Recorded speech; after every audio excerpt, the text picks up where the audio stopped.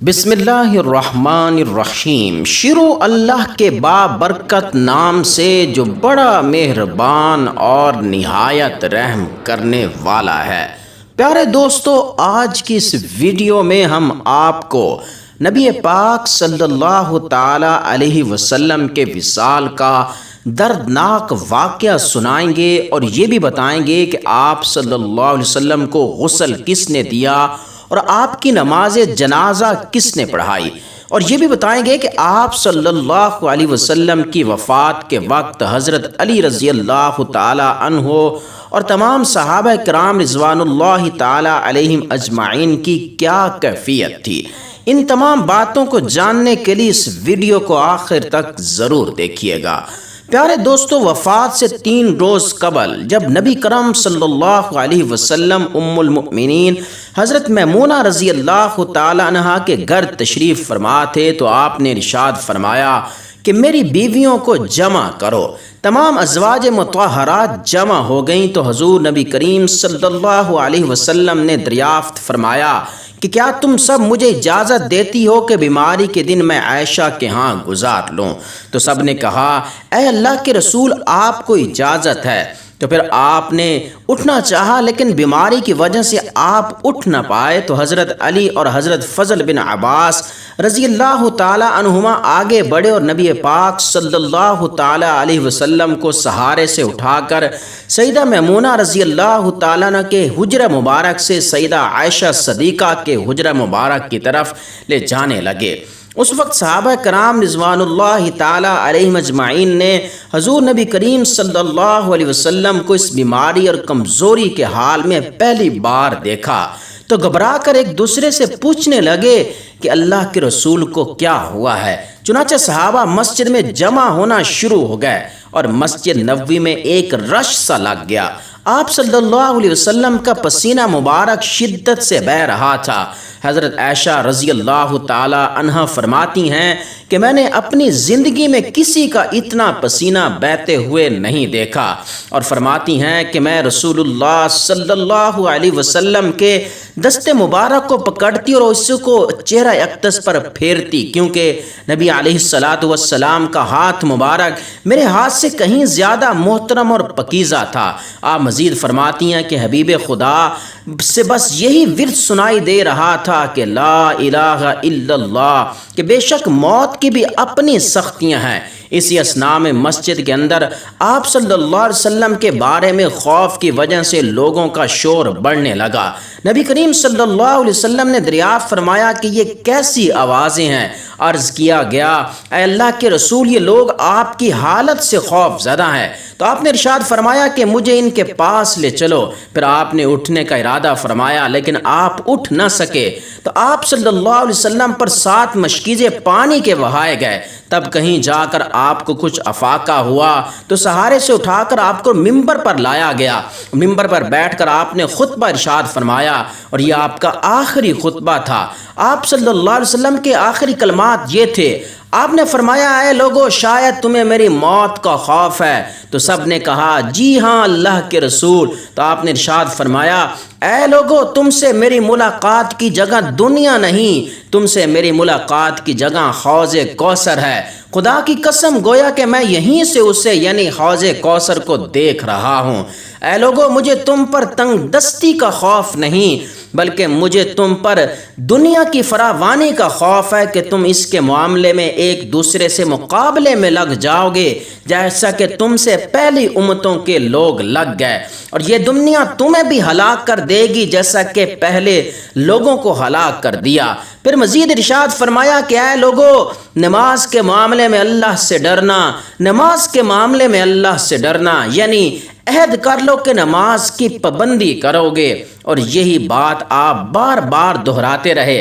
پھر فرمایا کہ اے لوگو، عورتوں کے معاملے میں اللہ سے ڈرنا، عورتوں کے معاملے میں اللہ سے ڈرنا، میں تمہیں عورتوں سے نیک سلوک کی وصیت کرتا ہوں۔ اور حقوق العباد کا ذکر کرتے ہوئے ارشاد فرمایا کہ اگر کسی شخص کے ساتھ میں نے کوئی ظلم اور زیادتی کی ہو اور کسی نے مجھ سے بدلہ لینا ہو تو میں بدلہ دینے کے لیے تیار ہوں، کیونکہ میں اس دن سے قبل بات ختم کرنا چاہتا ہوں کہ جس دن مال اور اولاد کام نہ آئے گی، اپنی بات کو دہراتے رہے تو صحابہ کرام رضوان اللہ تعالی علیہم اجمعین رو رہے تھے۔ تو پیچھے سے ایک آواز آتی ہے کہ اے اللہ کے نبی، میں نے بدلہ لینا ہے۔ لوگ کانپ اٹھتے ہیں۔ نبی اکرم صلی اللہ علیہ وسلم فرماتے ہیں کہ آگے آ جاؤ۔ جب وہ قریب آتے ہیں تو وہ صحابی عکاشہ بن ابن محصن رضی اللہ تعالی عنہ ہوتے ہیں۔ یہ وہ صحابی ہیں جنہیں اللہ کے نبی نے ان 70,000 لوگوں کے ساتھ جنت کی خوشخبری سنائی جو بغیر حساب کتاب کے جنت میں جائیں گے۔ نبی صلی اللہ علیہ وسلم فرماتے ہیں کہ اے عکاشہ، کیا تم نے بدلہ لینا ہے؟ تو فرمایا جی ہاں۔ سیدنا علی رضی اللہ تعالیٰ نے فرماتے ہیں کہ اللہ کے نبی، ہم آپ کی جگہ بدلہ دینے کے لیے تیار ہیں۔ تو آپ نے فرمایا نہیں، میں خود اس کا بدلہ دوں گا۔ حضرت عکاشہ رضی اللہ تعالی عنہ نے کہا کہ واقعہ یہ تھا کہ جب آپ صفیں سیدھی کرا رہے تھے تب آپ نے میرے پیٹ پر چھڑی ماری تھی۔ نبی اکرم صلی اللہ علیہ وسلم نے چھڑی طلب فرمائی۔ پھر حضرت عکاشہ نے کہا کہ جب آپ نے چھڑی ماری تھی تب میرے تن پر قمیض نہیں تھی، تو آپ صلی اللہ علیہ وسلم نے اپنی قمیض مبارک اٹھا دی۔ اور حدیث میں آتا ہے کہ حضرت عکاشہ رضی اللہ تعالی عنہ 3 دفعہ چھڑی کو لہراتے ہیں اور اس کے بعد چھڑی کو پھینک کر آپ صلی اللہ علیہ وسلم کے جسم عطر سے لپٹ کر چومنا رونا شروع کر دیتے ہیں اور فرماتے ہیں کہ میں یہ چاہتا تھا کہ سب سے آخری شخص میں ہوں جو آپ صلی اللہ علیہ وسلم کے جسم عطر سے لپٹوں اور بوسہ دوں۔ آپ صلی اللہ علیہ وسلم سے بدلے کا تو میں سوچ بھی نہیں سکتا۔ پھر آپ صلی اللہ علیہ وسلم نے مزید فرمایا اے لوگو، ایک بندے کو اللہ نے اختیار دیا کہ دنیا کو چن لے یا اس سے چن لے جو اللہ کے پاس ہے، تو اس بندے نے اسے پسند کیا جو اللہ کے پاس ہے۔ اس جملے سے نبی پاک صلی اللہ علیہ وسلم کا مقصد کوئی بھی نہ سمجھ سکا، حالانکہ آپ کی اپنی ذات مراد تھی، جبکہ حضرت ابوبکر صدیق رضی اللہ تعالی عنہ وہ تنہا شخص تھے جو اس جملے کو سمجھے اور پھر زاروں قطار رونے لگے اور بلند آواز سے گریہ کرتے ہوئے اٹھ کھڑے ہوئے اور نبی صلی اللہ علیہ وسلم کی بات کو قطع کر کے پکارنے لگے اے ہمارے پیارے نبی، ہمارے باپ دادا آپ پر قربان، ہماری مائیں آپ پر قربان، ہمارے بچے آپ پر قربان، ہمارے مال و دولت آپ پر قربان۔ آپ روتے جاتے ہیں اور یہی الفاظ کہتے جاتے ہیں۔ صحابہ کرام نے ناگواری سے حضرت ابوبکر صدیق رضی اللہ تعالیٰ عنہ کی طرف دیکھا کہ انہوں نے نبی کریم صلی اللہ علیہ وسلم کی بات کیسے قطع کر دی۔ اس پر نبی کریم صلی اللہ علیہ وسلم نے حضرت ابوبکر صدیق رضی اللہ تعالیٰ عنہ کا دفاع ان الفاظ میں فرمایا اے لوگو، ابو بکر کو چھوڑ دو کہ تم میں سے کوئی ایسا نہیں کہ جس نے ہمارے ساتھ کوئی بھلائی کی ہو اور ہم نے اس کا بدلہ نہ دیا ہو، سوائے ابو بکر کے کہ اس کا بدلہ میں نہیں دے سکا، اس کا بدلہ میں نے اللہ جل شانوں پر چھوڑ دیا ہے۔ مسجد نبوی میں کھلنے والے تمام دروازے بند کر دیے جائیں سوائے ابو بکر کے دروازے کے کہ جو کبھی بند نہ ہوگا۔ آخر میں اپنی وفات سے قبل مسلمانوں کے لیے آخری دعا کے طور پر ارشاد فرمایا اللہ تمہیں ٹھکانہ دے، تمہاری حفاظت کرے، تمہاری مدد کرے، تمہاری تائید کرے۔ اور آخری بات جو ممبر سے اترنے سے پہلے امت کو مخاطب کر کے ارشاد فرمائی وہ یہ کہ اے لوگو، قیامت تک آنے والے میرے ہر امتی کو میرا سلام پہنچا دینا۔ پھر آپ صلی اللہ علیہ وسلم کو دوبارہ سہارے سے اٹھا کر گھر لے جایا گیا۔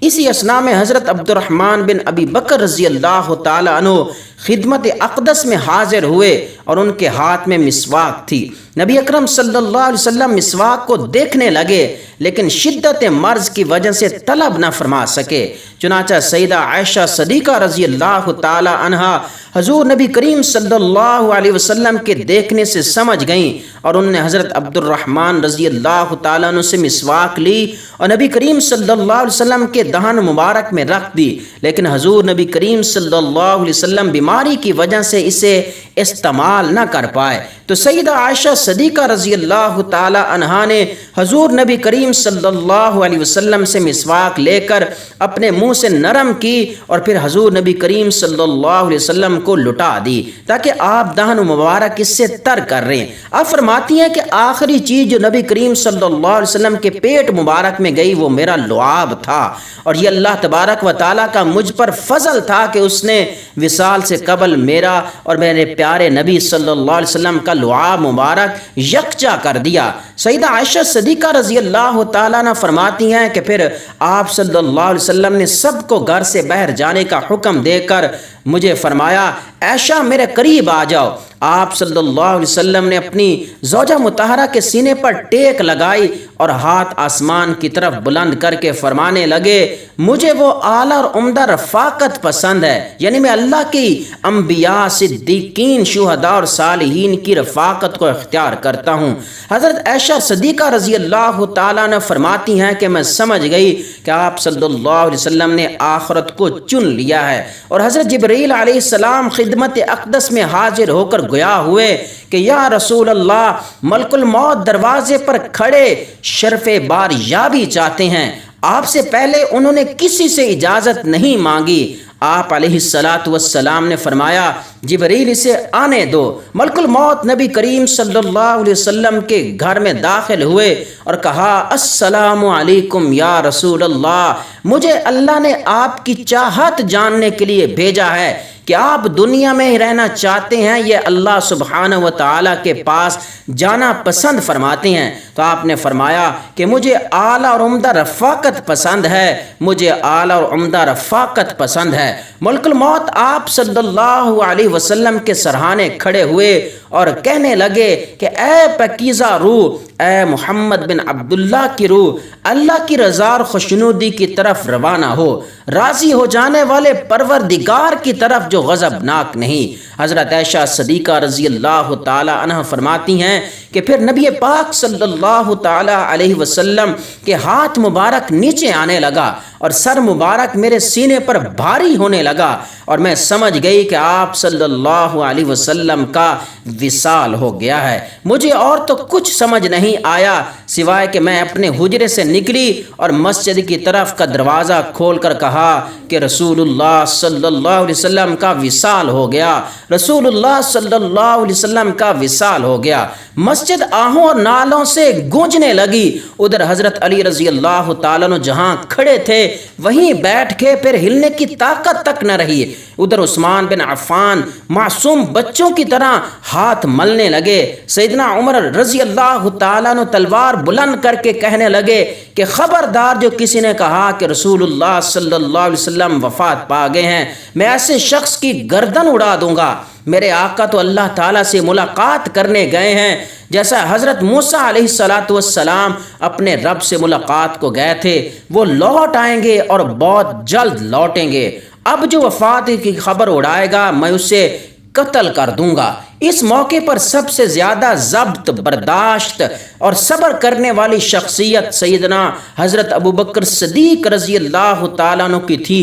آپ حجرہ نبوی صلی اللہ علیہ وسلم میں داخل ہوئے اور رحمت دو عالم صلی اللہ علیہ وسلم کے سینہ مبارک پر سر رکھ کر رو دیے اور کہہ رہے تھے کہ واہ خلیلہ، واہ صفیہ، واہ حبیبہ، واہ انبیاء، اے ہمارے پیارے دوست، ہے میرے مخلص ساتھی، ہے میرے محبوب، ہے میرے نبی۔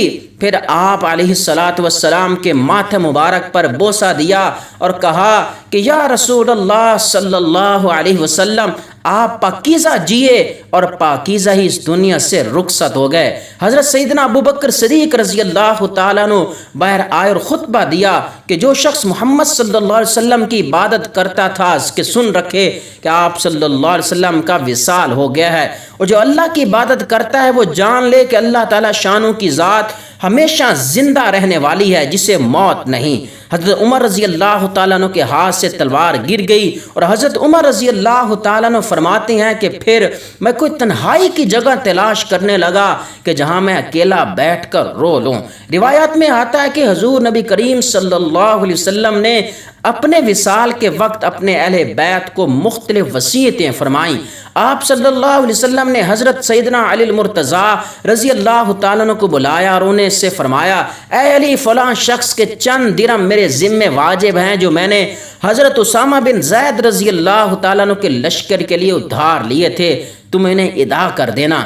اے علی، تم آج کے بعد مجھ سے حوض کوثر پر ملو گے، میرے بعد تم پر بے شمار مصیبتیں نازل ہوں گی، تم ان مصائب کا صبر کے ساتھ مقابلہ کرنا، اور جب تم دیکھو کہ لوگ دنیا کو اختیار کرنا پسند کرتے ہیں تو تم آخرت کو اختیار کر لینا۔ بخاری شریف کی روایت ہے کہ حضرت سیدنا علی المرتضیٰ رضی اللہ تعالی عنہ حضور نبی کریم صلی اللہ علیہ وسلم کی بیماری میں حاضر خدمت رہے اور تیمارداری میں مصروف رہے۔ حضور نبی کریم صلی اللہ علیہ وسلم کے غسل شریف اور تجہیز و تکفین کا مسئلہ پیش آیا تو حضرت سیدنا ابوبکر صدیق نے فرمایا کہ میں نے حضور نبی کریم صلی اللہ علیہ وسلم سے سنا تھا کہ انبیاء علیہم السلام کا وصال جس جگہ ہوتا ہے اسی جگہ ان کی تدفین کی جاتی ہے، اور جہاں تک غسل کا معاملہ ہے تو یہ حق اہل بیت کا ہے۔ چنانچہ حضرت سیدنا عباس، حضرت سیدنا علی المرتضیٰ اور حضرت فضل بن عباس اور حضرت اسامہ بن زید رضی اللہ تعالی عنہم نے حضور نبی کریم صلی اللہ علیہ وسلم کو غسل دیا۔ حضور نبی کریم صلی اللہ علیہ وسلم کی ناف مبارک اور پلکوں پر جو پانی کے قطرات تھے انہیں حضرت سیدنا علی المرتضیٰ رضی اللہ تعالی عنہ نے فرتے جذبات میں آ کر چاٹ لیا۔ حضور نبی کریم صلی اللہ علیہ وسلم کو غسل اس حالت میں لیا گیا کہ حضور صلی اللہ علیہ وسلم کا لباس مبارک نہیں اتارا گیا بلکہ لباس سمیت آپ کو غسل دیا گیا، اور غسل کے بعد آپ صلی اللہ علیہ وسلم کو چارپائی پر لٹایا گیا۔ پھر آپ صلی اللہ علیہ وسلم کی نماز جنازہ فردن ادا کی گئی، اور اس نماز جنازہ کا کوئی بھی امام نہیں تھا۔